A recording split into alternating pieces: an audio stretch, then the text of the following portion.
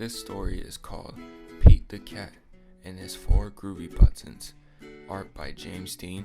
Story by Eric Litwin. Pete the Cat put on his favorite shirt with four big, colorful, round, groovy buttons. He loved this button so much, he sang this song.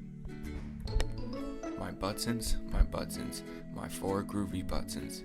My buttons, my four groovy buttons. Pop, oh no, one of the buttons popped off and rolled away. How many buttons are left? 3.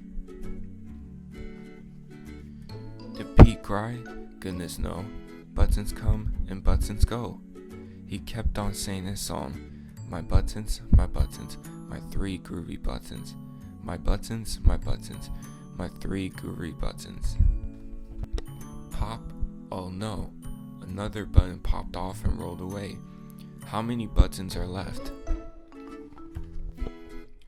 2. Did Pete cry? Goodness no. Buttons come and buttons go. He kept on saying his song. My buttons, my two groovy buttons. My buttons, my two groovy buttons.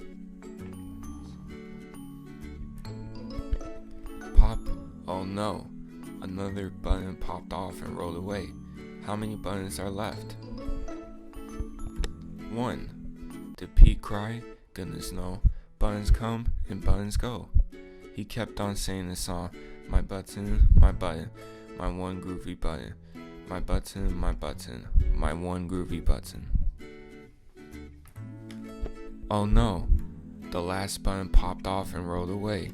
How many buttons are left? 0. Did Pete cry? Goodness no. Buttons come and buttons go. Pete looked down at his buttonless shirt, and what do you think he saw? His belly button. And he kept on saying his song. My button, still had my belly button. My button, still had my belly button. I guess it simply goes to show that stuff will come and stuff will go. But do we cry? Goodness no. We keep on saying. Buttons come and buttons go.